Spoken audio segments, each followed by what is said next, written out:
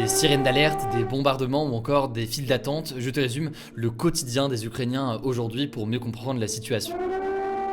Ça, en l'occurrence, c'est ce qu'entendent les Ukrainiens partout dans le pays à chaque risque de bombardement. En gros, dès qu'ils entendent cette alarme, ils doivent se cacher le plus vite possible dans des endroits couverts. Par exemple, hier, de nombreux habitants de Kiev, la capitale, donc, se sont réfugiés dans des stations de métro ou encore des gares qui restent ouvertes comme abri 24 heures sur 24 pour pouvoir se cacher à tout moment.